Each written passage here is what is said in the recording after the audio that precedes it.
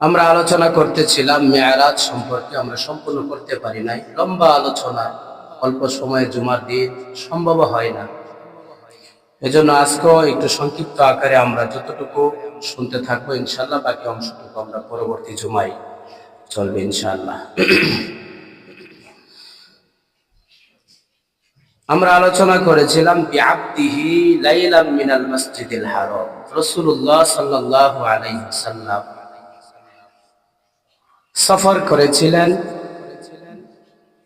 কাবা শরীফ থেকে বাইতুল মুকাদ্দাস পর্যন্ত। যে সফর ছিল এটাকে আরবিতে বলা হয় ইসরা।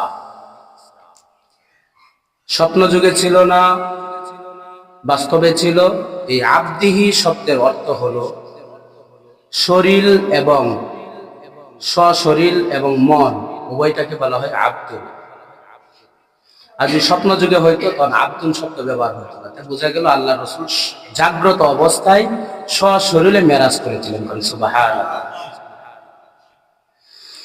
আল্লাহর নবী সাল্লাল্লাহু আলাইহি ওয়াসাল্লাম মেরাজ করতে গিয়েছিলেন। আমরা সবাই জানি বাহন ছিল ওই জায়গার মধ্যে 5টা। কয়টা বাহনে করে গেছিলেন? আমরা তো একটা জানি, বুরাক না। আল্লাহর নবী সাল্লাল্লাহু আলাইহি ওয়াসাল্লাম মেরাজের সময় বাহন ব্যবহার করেছিলেন 5টা। জোরে বলেন কয়টা? 5টা বাহন ব্যবহার করেছিলেন। এর মধ্যে একটা বাহনের নাম ছিল বুরাক। একটা বাহনের নাম কি? বুরাক। দ্বিতীয় নাম্বার বাহন, এই বুরাকটা কতটুকু পর্যন্ত গিয়েছিল? বাইতুল্লাহ থেকে বাইতুল মুকাদ্দাস পর্যন্ত বুরাকের মাধ্যমে গিয়েছিলেন। এই বুরাক আবার বাইতুল মুকাদ্দাস থেকে নবীজি যখন রওনা হবেন, এখন মিরাজ উপরে ঊর্ধ্ব জগতে তিনি সফর করবেন, এই জায়গার মধ্যে আরেকটা বাহন ছিল। এই বাহনের নাম ছিল জিনা। বাহনের নামটা কি বলেন? জিনা। এই জিনার মধ্যে যখন উঠেছিলেন তখন বুরাক সহ, যেমন আমাদের অসুস্থ রোগী যখন, জিনা মানে লিফট, লিফট জাতীয় এরকম একটা সিঁড়িওয়ালা ছিল। ওটার মধ্যে আমরা যখন রুগীকে উঠাই হাসপাতালে, তখন রুগী যদি অসুস্থ হয় তখন একটা হুইল চেয়ার ব্যবহার করি কিনা জোরে বলেন। এই হুইল চেয়ার সহ এই লিফটের মধ্যে উঠি, তখন লিফট হুইল চেয়ার সহ কি করেন? উপরে তোলেন। তখন আমরা বলি রুগীকে কিভাবে তুলছ? হুইল চেয়ারের মাধ্যমে তুলছি, বলি কিনা? ঠিক তদ্রুপ ভাবে নবী আলাইহিস সালাতু ওয়াস সালাম যখন বুরাকের মাধ্যমে জিনার মধ্যে উঠেন, লিফটের মধ্যে উঠেন, তখন বুরাক সহ জিনার মধ্যে উঠেছিলেন। সুবহানাল্লাহ। আল্লাহর নবী সাল্লাল্লাহু আলাইহি ওয়াসাল্লাম জিনার মাধ্যমে প্রথম আকাশ পর্যন্ত গেলেন। দ্বিতীয় আকাশের সফর আবার পরিবর্তন করলেন। এখন কিসের মাধ্যমে সফর করেছিলেন? আজনিহাতুল মালাইকা। তৃতীয় নাম্বার বাহন ছিল আল্লাহর নবী সাল্লাল্লাহু আলাইহি ওয়াসাল্লাম ফেরেশতাদের ডানার মধ্যে তিনি সফর করেছিলেন। সুবহানাল্লাহ। আল্লাহর নবী সাল্লাল্লাহু আলাইহি ওয়াসাল্লাম চতুর্থ নাম্বার সফর কোথায় ছিলেন? এই আজনিহাতুল মালাইকা ফেরেশতাদের মাধ্যমে প্রথম আসমান, দ্বিতীয় আসমান, তৃতীয় আসমান, চতুর্থ আসমান, পঞ্চম আসমান, সিদরাতুল মুনতাহা পর্যন্ত গিয়েছিলেন। সিদরাতুল মুনতাহা পর্যন্ত যাওয়ার পর জানাহিল জিবরাইল, জিবরাইল আলাইহিস সালাতু ওয়াস সালামের পাখা দিয়ে তিনি সফর করেছেন। সুবহানাল্লাহ। কয়টা গেল? 5 নাম্বার সিদরাতুল মুনতাহা থেকে নবীজি জান্নাতে যাবেন, জাহান্নামে যাবেন। এখন সফর কিসের মাধ্যমে? একটা বাহনের নাম ছিল রফরফ। নামটা কি? এই নামটা শুনছেন হয়তো।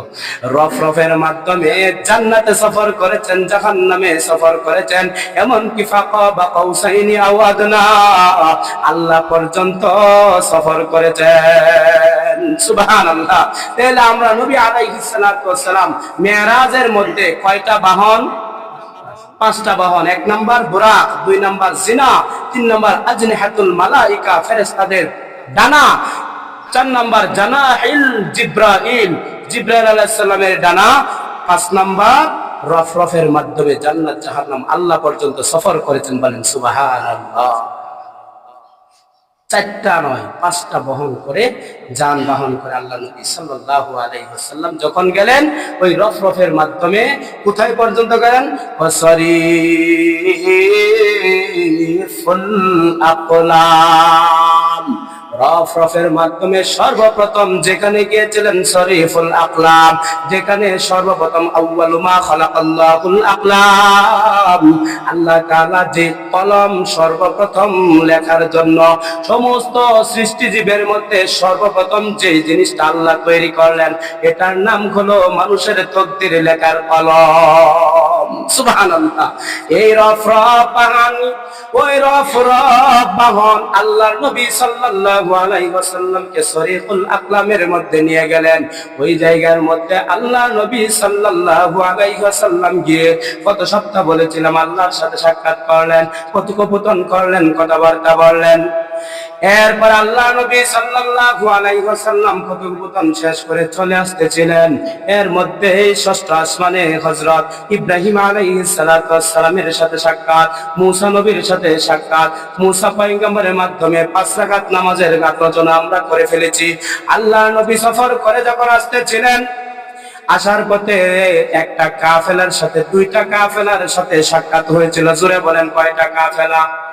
একটা কাফেলার মধ্যে আয়েশা আল্লাহ নবী সাল্লাল্লাহু আলাইহি ওয়াসাল্লাম দেখেন কাফেলার মধ্যে একটা মক্সের মধ্যে একটা পানির পাত্র ছিল। আল্লাহর নবী এই জায়গার মধ্যে পানির পাত্রটা পরিপূর্ণ পানি নিজে খেয়ে ফেললেন। কোন সুবহানাল্লাহ। আল্লাহর নবী পানির পাত্র খেয়ে ফেললেন। এখানের মধ্যে বিরাট রহস্য আছে। ওই কাফেলা অতিক্রম করে আবার আরেকটা কাফেলার সামনে যখন সাক্ষাৎ হয়ে গেল, ওই কাফেলা বুরাকের মাধ্যমে আসতেছিলেন। ওই বুরাকের আওয়াজের কারণে ওই কাফেলার মধ্যে কিছু উট ছিল। উটের মধ্যে লাল বস্তা এবং কালো বস্তা কয়েকটা ছিল। এই উটগুলো লাফাইতে লাফাইতে মৃত্যুবরণ করে ফেলেছিল বুরাকের আওয়াজে। কিসের আওয়াজে? হেলিকপ্টার গেলে একটা আওয়াজ হয় কি হয় না? বিমানের আওয়াজ আছে না নাই? বিমানের আওয়াজ এই আয়াত থেকে গবেষণা করে, বুরাকের আওয়াজ থেকে গবেষণা করে তৈরি করা হয়েছে। বলেন সুবহানাল্লাহ। আল্লাহর নবী সাল্লাল্লাহু আলাইহি ওয়াসাল্লাম চলে আসলেন, সুবহে সাদিকের আগে চলে আসলেন। বলেন আল্লাহু আকবার। সুবহে সাদিকের আগে চলে আসলেন। আয়েশা ফজরের নামাজ এখনো আজান হয় নাই। আসার পর ফজরের আজান হয়েছে, নবীজি নামাজ পড়াইছেন। নামাজ পড়ানোর পর আল্লাহর নবী সাল্লাল্লাহু আলাইহি ওয়াসাল্লামের নিকট আবু জাহেল আয়েশা দাঁড়ানো। মক্কার কাবা শরীফের সামনে আল্লাহর নবীর সামনে আবু জাহেল আয়েশা দাঁড়ায় রইল। দাঁড়ায় বলে, ও মুহাম্মদ, কি খবর? কোনো কিছু খবর আসেনি? আল্লাহর নবী বলেন, আজকে বড় ধরনের একটা খবর আছে। বলেন আল্লাহু আকবার। আরো জোরে বলতে হবে আল্লাহু আকবার। আল্লাহর নবী সাল্লাল্লাহু আলাইহি ওয়াসাল্লাম তাফসীরে ইবনে কাসিরের মধ্যে লেখেন, আবু জাহেল যখন আল্লাহর নবীকে প্রশ্ন করলেন কোন খবর আসেনি, আল্লাহর নবী বলে, আজকে বড় সুসংবাদ আছে। বলে, কি খবর? ওয়া জালিসুন ওয়াজিমুন। আল্লাহর নবী সাল্লাল্লাহু আলাইহি ওয়াসাল্লাম একা একা দাঁড়ানো অবস্থায় ছিলেন। এই মুহূর্তে আবু জাহেল প্রশ্ন করতেছিল। কি প্রশ্ন করতেছিল? তুখবিরুকুম বিমা আখবারতানি বিহি। ও নবী, কোন খবর আছে কিনা আজকে? আল্লাহর নবী বলেন, ক্বালা নাম, হ্যাঁ, আজকে বড় ধরনের খবর আছে। আবু জাহেল বলল, হাইয়া মাশারা কুরাইশ, যদি খবর থাকে তাহলে আমি কুরাইশদের লোকদেরকে ডাক দিব। আল্লাহর নবী বলেন, আপনি ডাকতে পারেন। তখন ডাক দিলেন, ফাজতামাউ মিন আম্বিয়াতিহিম। আম্বিয়া মানে ইমামের জমা। যত বড় বড় লিডার ছিল, বড় বড় নেতা ছিল, সমস্ত কুরাইশের নেতা লিডাররা আল্লাহর নবীর সামনে আজতামিউ, একত্রিত হয়ে গেল। একত্রিত হওয়ার পর আল্লাহ নবীকে আবু জাহেল বলেন, আখবির কওমাকা বিমা আখবারতানি বিহি। আমার নিকট যে সংবাদটা তুমি বলেছ, এই সংবাদটা আমার গোত্রের লোক একত্রিত হয়েছে, তাদের সামনে কি আপনি বলতে পারবেন? বলে, অসুবিধা নাই, আমি বলতে পারবো। তাহলে আমার কওমদেরকে একত্রিত করলাম, তাদের সামনে আমার কাছে যে সংবাদটা বলেছেন তাদের কাছেও আপনি এই কথাগুলো বলেন। ইতিমধ্যে হযরত আবু বকর সিদ্দিক রাদিয়াল্লাহু তাআলা আনহুর কাছে একটা প্রতিনিধি প্রতিনিধি দল পাঠানো হয়েছে, যাও মুহাম্মদের একজন সবচেয়ে বড় ভক্ত, তার নাম হলো আবু বকর, আবু বকরের কাছে গিয়া সংবাদটা পৌঁছাও। পৌঁছানোর পর আবু বকর রাদিয়াল্লাহু তাআলা আনহুকে জিজ্ঞাসা করলেন, ও আবু বকর, আপনার সঙ্গী আপনার সাথী তো আজকে এমন একটা আশ্চর্যজনক কথা আমাদেরকে শুনাইলেন যেটা আমরা বিশ্বাস করতে পারি না, আমাদের মাথা গেলু কোনো কাজ করে না। সুবহানাল্লাহ। বলে কি সংবাদ বলেছে? রাতের অল্প সময়ের ভিতরে মক্কা থেকে নিয়ে বাইতুল মুকাদ্দাস, এক আসমান, দ্বিতীয় আসমান, তৃতীয় আসমান, চতুর্থ আসমান, জান্নাত জাহান্নাম, লৌহ কলম, আল্লাহ তাআলার সাথে সাক্ষাৎ করে আবার সুবে সাদিকের সময় চলে এসেছে। এটা তো আমরা ভেদ করে আসলে আমরা বিশ্বাস করতে পারি না। কেন বিশ্বাস করতে পারেন নাই? আবু বকর সিদ্দিক রাদিয়াল্লাহু তাআলা আনহু বলেন, আতুকাদ্দিবুনা আলাই, তাহলে তোমরা কি তার কথাকে অস্বীকার করেছো, মিথ্যা প্রতিপন্ন করেছো? বলে হ্যাঁ, আমরা তার কথাটাকে মিথ্যা প্রতিপন্ন করেছি। বলে কথাটা কে বলেছিল? ও তোমার সাথী বলেছিল। লাউ ক্বালা লাহু, আবু বকর বলেন, যদি আমার সাথী এই কথা বলে থাকে, আপনার নবী দু জাহানের সরদার, দু জাহানের কায়নাত যদি এই কথা বলে থাকে, লা আন্না সাদাকাহু, আবু বকর বলেন অবশ্যই অবশ্যই আমি এটা বিশ্বাস করি। সুবহানাল্লাহ। আবু বকর সিদ্দিক রাদিয়াল্লাহু তাআলা আনহুকে যখন কোনোভাবে অবিশ্বাস করাইতে পারলেন না, এই জায়গা থেকে আবু বকরের নামের সাথে নবীজি উপাধি দিয়ে দিলেন সিদ্দিক। আল্লাহর নবী সাল্লাল্লাহু আলাইহি ওয়াসাল্লামের কাছে যখন আসলেন, আল্লাহর নবী সাল্লাল্লাহু আলাইহি ওয়াসাল্লাম, লাম্মা কাযাবাতনি কুরাইশ, নবীজি বলেন কুরাইশরা যখন আমার কথাটাকে মিথ্যা প্রতিপন্ন করলো, তারা আমার এই কথাটাকে, সফরটাকে বিশ্বাস করলো না, অস্বীকার করলো। আল্লাহ নবী বলেন, কুনতু ফিল হিজার বিল মক্কা, আমি মক্কার হিজির নামক একটা স্থানের মধ্যে, যারা হাদিস সাহেব হিজির নামক স্থানটাকে দেখানো হয়, মুআল্লিমরা বইলা দেয় ওই জায়গাটার নাম হলো হিজির। ওই হিজির নামক স্থানের মধ্যে নবীজি বলেন আমি একা একা দাঁড়ায় রইলাম। ওই জায়গার মধ্যে আবু জাহল এসে আমাকে বারবার প্রশ্ন করতেছিল। আবু বকর সিদ্দিক রাদিয়াল্লাহু তাআলা আনহু জানার বাকি ছিল না, নবীজিকে একা পেয়ে কাফের মুশরিকেরা, ওই আবু জাহেলের মতো লুচ্চা, ওই আবু জাহেল আমার নবীকে কষ্ট দিবে, বারবার বিভিন্ন প্রশ্ন করে কষ্ট দিবে। আবু বকর দৌড়ে আসলেন, নবীজির কাছে চলে আসলেন। আয়েশা দেখে আবু জাহেল প্রশ্ন করে, ও হাবিব, আপনি বলেন তো দেখি, আপনি যে বাইতুল্লাহ থেকে বাইতুল মুকাদ্দাস পর্যন্ত সফর করেছেন, আপনি যে বাইতুল মুকাদ্দাস দেখেছেন, বাইতুল মুকাদ্দাসের মধ্যে দরজা কয়টা বলেন, জানালা কয়টা বলেন, বিভিন্ন ধরনের প্রশ্ন করা শুরু করে দিল। আল্লাহর নবী তো বাইতুল মুকাদ্দাসে দরজা জানালা গণনা করার জন্য যান নাই। আপনিও যদি আপনার আত্মীয়ের বাড়িতে গিয়ে কোনো মসজিদে নামাজ পড়েন, আপনাকে যদি বলা হয় আপনার বিয়ার বাড়ির মসজিদটা বড় সুন্দর, কয়টা জানালা কয়টা দরজা বলেন, আপনি বলবেন আমি তো বেড়াইতে গেছি, দরজা জানালা গণার জন্য যাই নাই। আল্লাহ নবী সাল্লাল্লাহু আলাইহি ওয়াসাল্লাম আবু বকর সিদ্দিক রাদিয়াল্লাহু তাআলা আনহু বলেন, এই প্রশ্নগুলো অবস্থায় আমি দৌড়ে গেলাম, গিয়া দেখি হাবিব সেজদার মধ্যে পড়ে গেলেন। কেন সেজদায় পড়ে গেলেন? নবী তো জানেন আমি তো দরজা জানালা সম্পর্কে আমার কোনো ধারণা নাই। কাফের মুশরিকেরা আবু জাহেল আমাকে এই প্রশ্ন করেছে, প্রশ্নের জবাব তো আমি দিতে পারবো না। সেজদায় পড়ে গেলেন। সেজদার থেকে ওঠার পর আল্লাহ পাক জিবরাইল আলাইহিস সালাতু ওয়াস সালামকে পাঠিয়ে দিলেন, ও হাবিব, আপনাকে কাফের মুশরিকের সামনে আমি লজ্জিত করব না, কাফের মুশরিকের সামনে আপনাকে আমি মুসাম্মাত করব না। আল্লাহ রাব্বুল আলামিন জিবরাইলকে পাঠিয়ে দিলেন, ও জিবরাইল, কাফের মুশরিকদের সামনে আমার হাবিব মাথা নত করে ফেলেছে, যাও যাও তাড়াতাড়ি যাও। বুখারী শরীফের মধ্যে হাদিস আছে, ফাজাল্লাল্লাহু লি বাইতুল মুকাদ্দাস, ও জিবরাইল বাইতুল মুকাদ্দাসটাকে তুমি আঙ্গাইয়া উপরে তুলে আমার হাবিবের সামনে তুলে ধরো। সুবহানাল্লাহ। আল্লাহ নবী সাল্লাল্লাহু আলাইহি ওয়াসাল্লাম বলেন, জিবরাইলের ক্ষমতা আছে, সারা পৃথিবী হাতের মুঠো করে আঙ্গাইতে পারবে, হাতের মুঠো করে উঁচু করে তুলে নিয়ে আসতে পারবে, যে কোনো জায়গায় নিতে পারবে।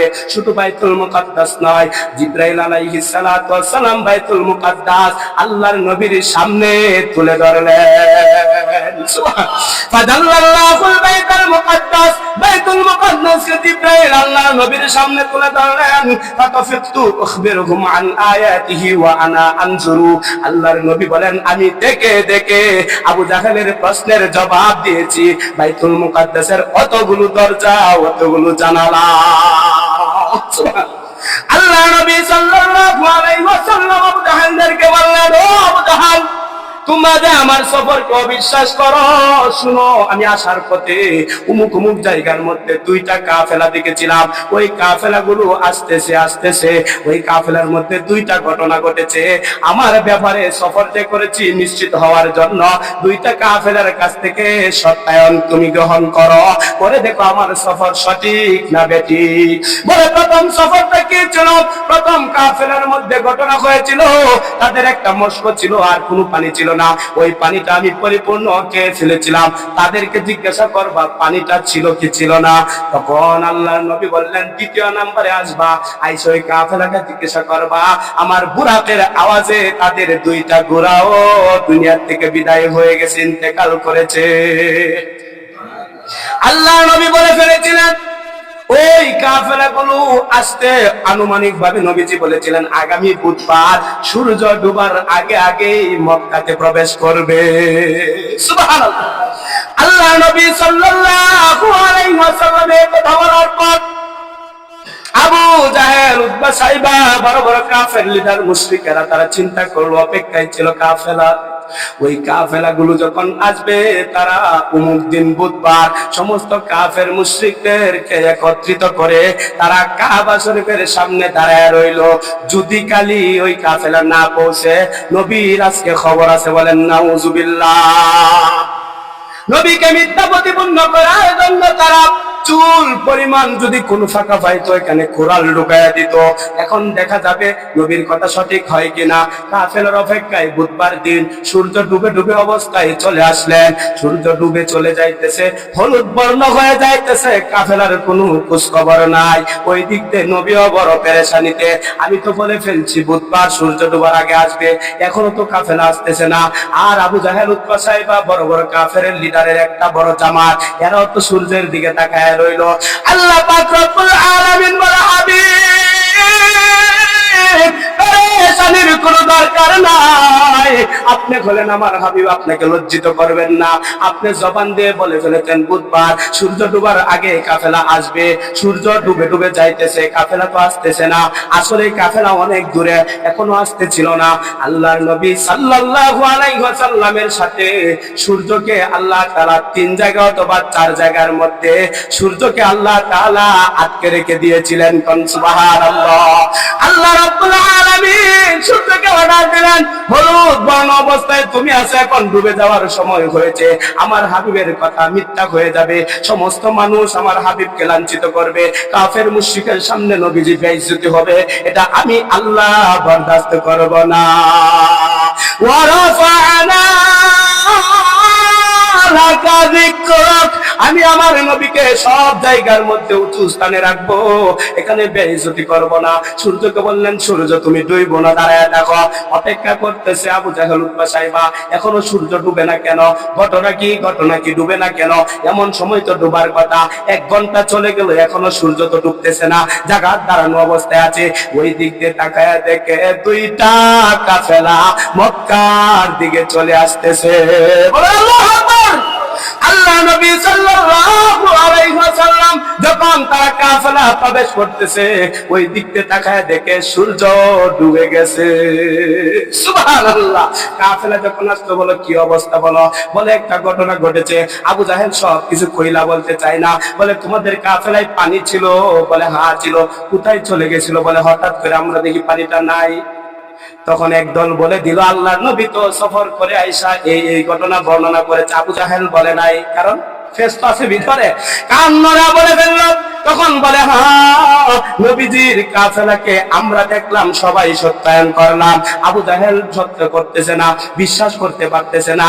ওই কাফেলার অধিকাংশ মানুষ এই ঘটনা শুনে সাথে সাথে মুসলমান হয়ে গেল। নবীর দল কমছে না বাড়ছে? জোরে বলেন। আরে কাফেলার সাথে যখন যোগাযোগ করলো, তোমাদের খবর কি? অমুক জায়গায় কি তোমাদের দুইটা উট আওয়াজের কারণে লাফালাফি করে মৃত্যুবরণ করেছে? বলে হ্যাঁ। বলে কি সমস্যা, ঘটনা কি জিজ্ঞাসা করার?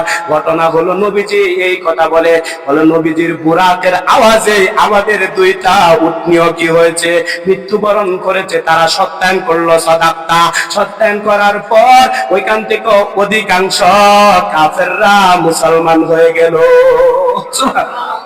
আবু জাহেলের সাথে যে সমস্ত কাফের মুশরিকেরা ছিল তারা বলে, ও আবু জাহাল, কোনদিন তো সূর্য হলুদ বর্ণ অবস্থায় 1 ঘন্টা দেরি হইতে দেখি নাই।